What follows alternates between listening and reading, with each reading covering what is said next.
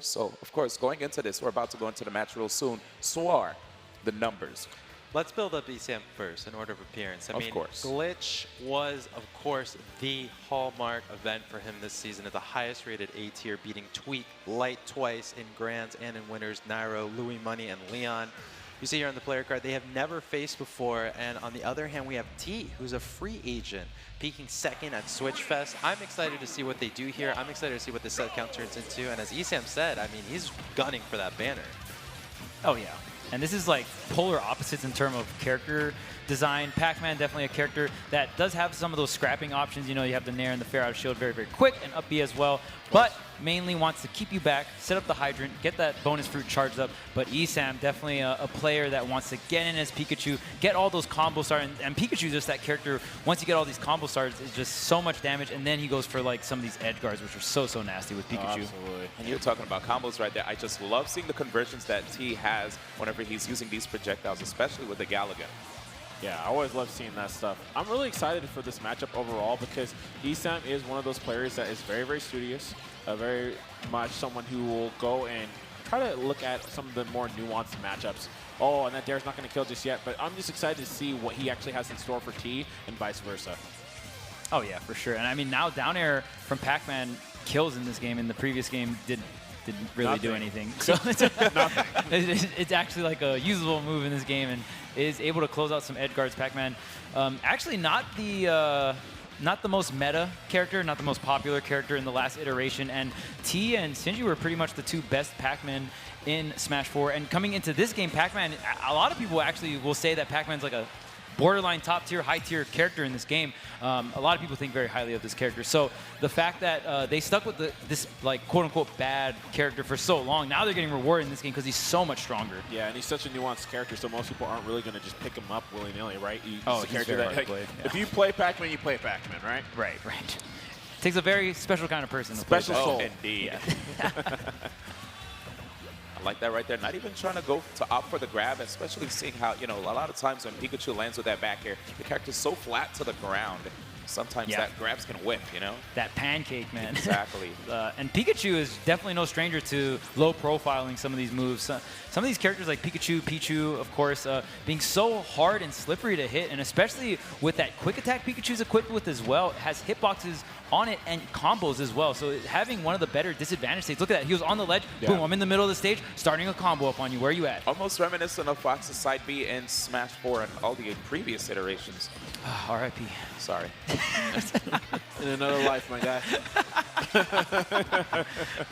But man, I mean, both these players keeping it really close. One stock apiece here, practically same percent. And wow. Oh, yep. That's one thing that I always feel ESAM should watch out for, you know. Not trying to force the KO against the opponent. It can be a conditioning tactic, but at the same time, if the opponent is, you know, on top of it, it can lead to his demise. But that dash attack, such a great zone breaker and KO tool right there. It's so good. And if you do it behind someone's shield as well, it has so much hit lag that it's really, really tough to punish. But just like that, T is going to close it out. And off the back, we got the Galaga in hand. Yes, we do. And you know what that means. Wow, I love the setup. Look at all that safe pressure. If you got hit by any one of those things, that was a combo start. That would have been 50 damage. I mean, oh my gosh, the combo just keeps on going. My favorite thing right there is actually seeing up tilt as a combo extender, knowing how tiny that hitbox is. And, I mean, it just looks funny. Like, look at Pac-Man. Yeah, why is Pac-Man? Why can he do that? Right? And I mean, that's the cool thing about Pac-Man. Even just watching as a spectator and just seeing this character do all of his goofy little animations. He does that goofy zoner, right? And it can be so fun to watch. And T is so hyped because he's optimized his character so hard. And wow, ESAM almost getting taken off the top with the apple. Yeah, man. You have to watch out for that diagonal downward and forward trajectory, right? It's really tricky. Allows him to just jump up and back and beautiful fair. Such an amazing air-to-air. Here we go. The setup. No, not getting anything. Yeah, and at that point, ESAM, with a little bit too much rage there, some of these Pika combos are really good, but that is going to be your forward air. Maybe he just preemptively jumped thinking it wasn't going to hit, but not having that faith in that bell. And now, I mean, giving ESAM a second chance at life, this is not where you want to be, because ESAM just needs to have that one solid edge guard, right? And that can just be your life at any percent, really. And he'll go for it. Uh-oh, it looks like that apple's not working. ESAM knows what he's looking for. He's going to have to mix it up. Probably a bell. has a really weird trajectory too. But instead, man. the Hydrant, you always have to remember when you're facing off against this character, if the Hydrant's not on the ground, it's eventually going to come out underneath. Oh, absolutely. What a beautiful bob and weave we saw there from T. And I love that he was maneuvering around, changing the timing slightly on the, like, throwing out the Hydrant, but also those dares. Because, again, dare's an actual move now. So that can kill you. Right, so I love that T did that, and that just kind of made it so tricky for ESAM to really engage, and finally catches him slipping with the Hydrant, close out the stock. Yeah, even Pac-Man's hurtbox shifts when he does the down B. He throws the Hydrant down, kind of gets out of the way. And one of the few characters that even if Pac-Man doesn't have an item in his hand, he's able to throw something at you. You know, just because he just spawns the Hydrant like out of nowhere, right? So when you're juggling Pac-Man, he's just, like I said, one of those few unique characters where you have to like respect a projectile that can vertically come down on you. Pretty much one of the few characters that can do that to you. So very interesting situation there. But ESAM finally going to lose his stock to the Hydrant. I mean, it's not super powerful. He died at like 180 there. Right, and Pikachu is a little on the lighter side, so a little bit fair there. But ESAM definitely not expecting that. And T just kind of coming in and sneaking that one away. That was looking really scary for T just because of the rage. But oh, he hit the trampoline right before T did, and that was all he wrote. Wow, was that with the back air? Yeah. Yes. Yeah, and I mean, that back air, the multi-hits come out so quick. He just burned through that whole trampoline, and that is one of the big changes for Pac-Man in this game. You can actually hit the trampoline and burn the charges there. What a play from ESAM, man. Dude, that was so sick. You have to know the matchup for things like that. Yeah. And just like that, man, ESAM, we talked about ESAM with these clutch edge guards, right? I don't care what percent you are. You can be at 150, you can be at 0%. I've seen ESAM go for edge guards at all different kinds of percents and nail the stock on top of that. And we just saw another situation where T had landed the bell and he jumped forward. He went for a full hop, didn't really know what he was going to do to actually go for a kill there. Yeah, maybe the nerves kind of kicking in. I mean, especially maybe a little shook off that first stock. I'm not going to lie. I might be a little shook. Like that's probably the first time that's ever happened to him. Yeah. And of course, we're going to be on Final Destination. A lot of the Japanese players, especially like with the zoners, they love Final Destination. It can be really hard to reset when someone has all these things set up against you. But from the depths, Pac-Man coming in and ESAM trying to go for another edge guard. Even though with the lead, he's still able to have the confidence to make these plays. And I really do love this because, again, what we've heard from a lot of the Japanese players is they say it time and time again, America is always so aggressive, and I'm sure for T, when it comes down to being Pac-Man, he usually has a lot of time to kind of be reserved, collect his fruits, and go from there. Not the case with ESAM. ESAM is going to chase you to the depths no matter where you are on stage. Yeah, and we even heard in the interview, right, ESAM, knowing that he has that overwhelming playstyle, that confidence in his aggression, and he can just overwhelm some players and really make it tough for them to establish space, to just, hey, be like, oh, hey, I need X amount of space, you know, just give me time, give me time. And ESAM doesn't give you that time. Yeah, man, and if you're a person who's not from this region or barely have any experience against ESAM, especially in the case of T, that can force him to have to come up with a new playstyle on the fly, right? And that could probably prove to be very fatal for him. We'll see what happens, though. Okay, ESAM still keeping the pressure up the Thunder, but the air dodge through here. So T is looking grim, man, right now for the boy Pac. Yeah, this stock was not the move. Especially with that amazing opener, too, right? Yeah. That's what made it really difficult there. And now T, he's still trying to pick up the pieces. It's crazy, too, because even though ESAM has the lead this whole time, he's still going in. He still wants that stock and still just putting all this pressure in neutral, putting all this pressure off stage, trying to get the snipe on. Oh, wow, he gets the trade. And a lot of times people usually don't like challenging that side B, Yeah, because he usually has armor, but he had to have hit him at the very end. Yes, exactly. Really, really smart stuff. Wow, that is not easy to do. Yeah. I've seen so many people throw games against Pac-Man Yeah. because they try to go for the edge guard on the side B. They get stage spike because they can't beat the armor out. But right there, ESAM knows, like I said, again, this guy is edge guard master. All right, he knows exactly when and where to edge guard the whole cast. And right there, you saw it. Gets the spike on the end with no armor on that side B there, and just phenomenal. I mean, the two edge guards, just the first and the last alone, clean, just so clean. It's just so crazy how much Pikachu got buffed with that one spike alone. Yes. Do you remember ever getting spiked ESAM by was Pikachu hopping before? off when he saw that spike. Oh, I remember that. In the demo. We were sitting next to me in Montreal. He's like, bam, yo, check this out. And he just started comboing me. And I'm like, this is great, man. I don't want to see this. Get this out of here. Go win a major. I got to go something. I got to go somewhere, man. And thankfully, you know what? He did, right? He did. He did. He did. And that's what's been making Ultimate really interesting to watch, too. Just seeing a lot of these players come into their own. Yeah. But again, here we are, final destination for this match. I mean, we'll see how this one pans out. Obviously, ESAM had a phenomenal start. I don't know if you can start a game any better than that one. Yeah. Oh, we caught it again. Yeah, absolutely. But it's so rough, too, because then when you're T, right, you're looking back and it's just like, all right, I guess I'm just going to play better. Because ESAM is always a player, he tries his best to stop you from asking why, because he just doesn't give you time to think. Right. He's just so on top of you all the time. It's like, oh, wait, I just lost my stocks. I don't know what happened. Some rat came after me, and I'm dead. And it's so hard, too, because Pac-Man being that setup character, usually it's like, oh, I got him on the ledge. You know, let me set up all of this stuff. And then Pikachu's like, oh, let me just quick attack through all of it. Yeah. And I'm in the center stage. Yeah. Hey, what's up? Hey, where you at? What's good? Oh, wow. Oh, yeah, that's really good. Yeah, the bell.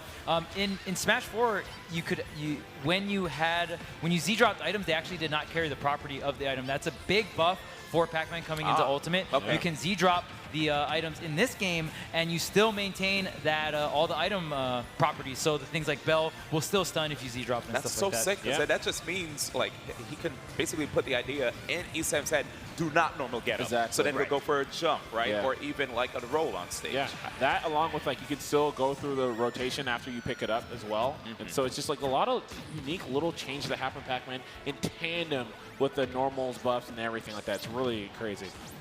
Oh, beautiful tech coming out from ESAM, staying alive here, but now this time T is the one with the lead here, and ESAM trying to pressure this hydrant.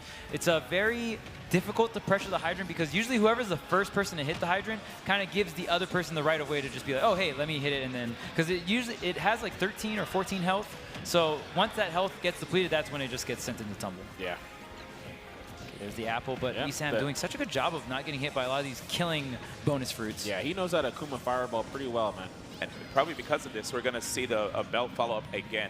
It's been working out pretty well for him, but ESAM, I like that staying right near the hydrant. Just wanted to see what T was going to do and left himself susceptible. That dash attack has so much shield stun. We even saw T kind of didn't even look like he could shield grab it. Maybe Pac-Man grabbed a little too slow, he didn't want to go for it. But the back air finally connects here, and T with the stock lead this game, number 3. Oh, man, and he just whirls through that with the down smash. Because of ESAM.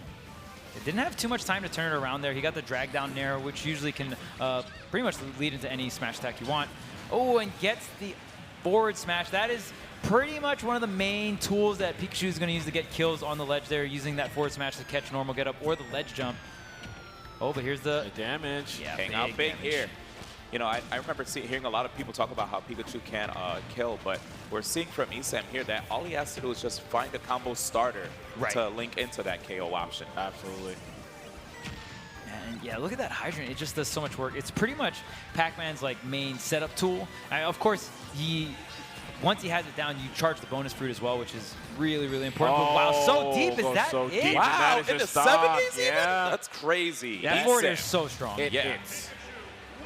He has to do that, though, with this character in order to be able to get those KOs. And, of course, he'll be able to recover back. So, smart move right there by ESAM. And that's a rough one for T because initially he was able to evade the up air because the initial up air string we're seeing from ESAM would have carried him over to the blast zone and ended it in a fair.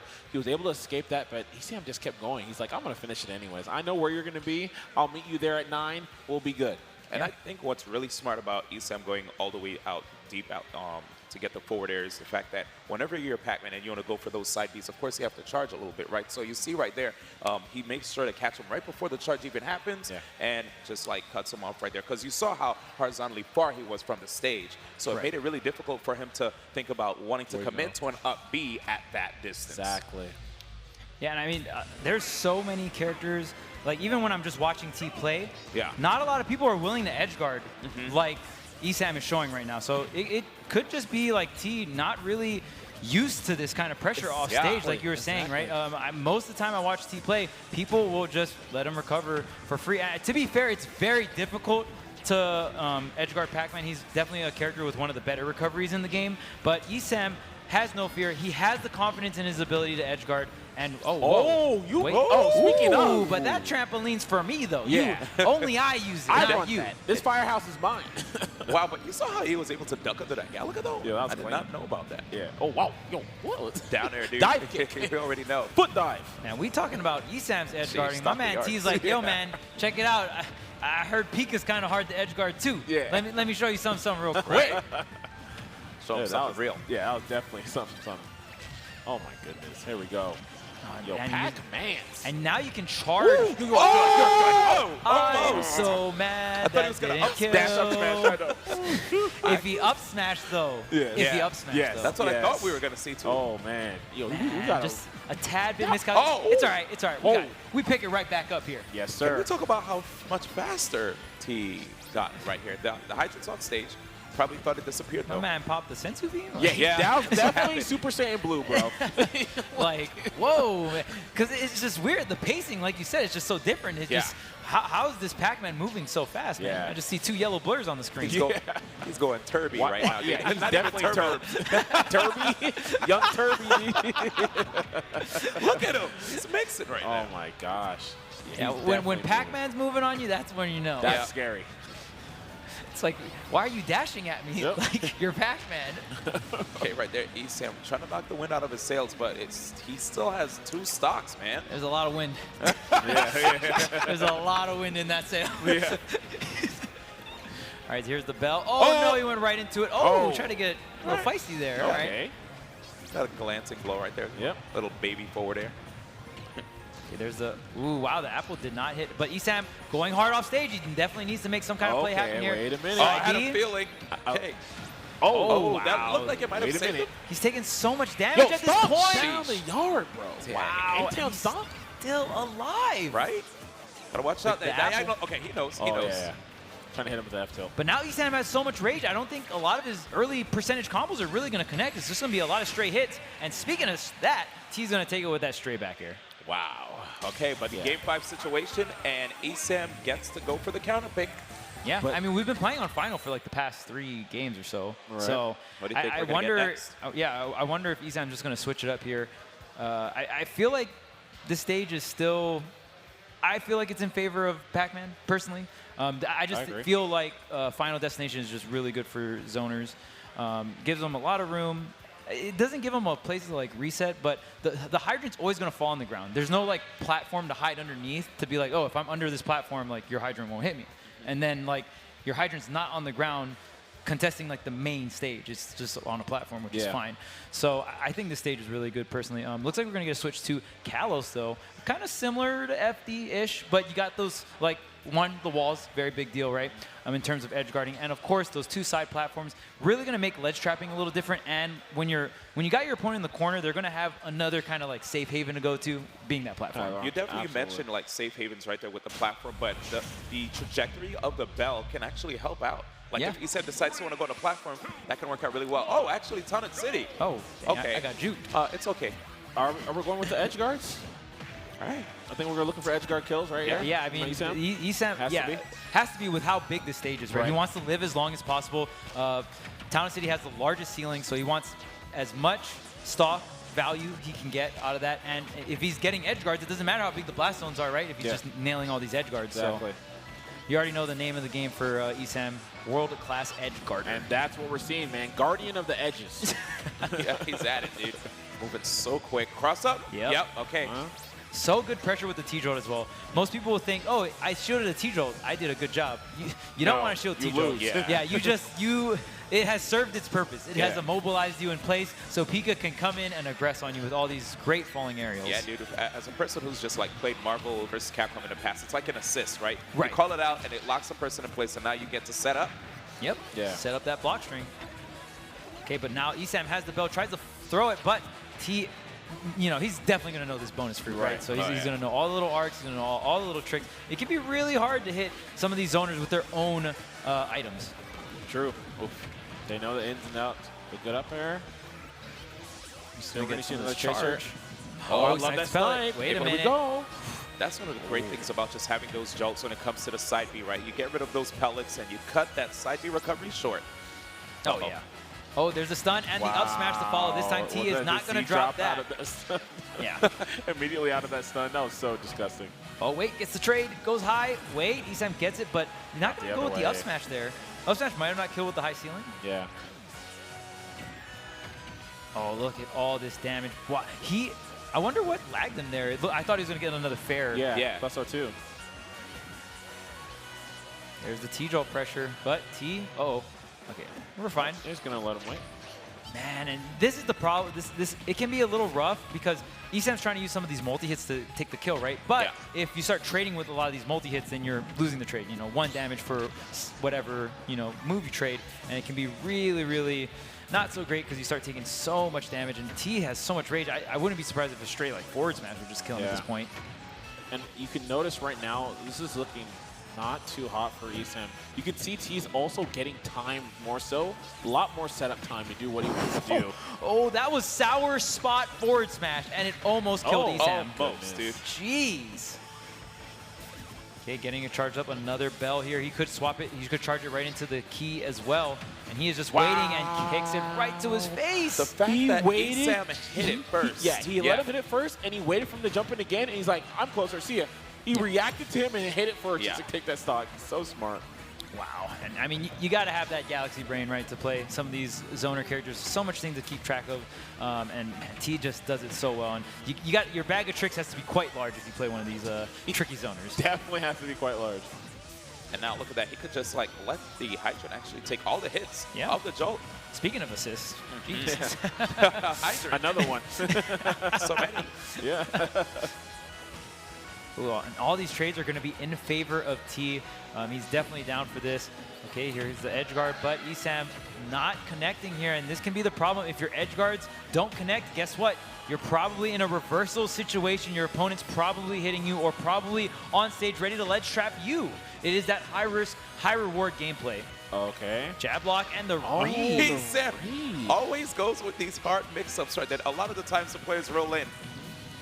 Yeah, that's the good old American reset, man. Yes, like you could have took the guaranteed damage, but went for the read. It wasn't enough to get the kill, which sucks, But I mean that just sucks because it's kind of like his own counter pick working against him. Wow, and the fade back from T.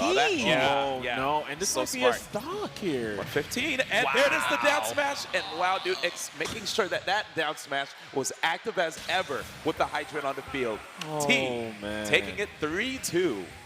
Game 5 situation, and we just saw how well T adjusted those recoveries, right? ESAM time and time again tried to get the second stock over and over with these edge guards, but T doing these slight little mix-ups, slight little drifts, and those little slight adjustments get him back on stage, get him ready for the ledge trap, and then we saw him pretty much close out the last 2 stocks with the ledge trapping, with the Hydrant by the ledge, able to cover multiple options with these smash attacks, and man, what an incredible job from T.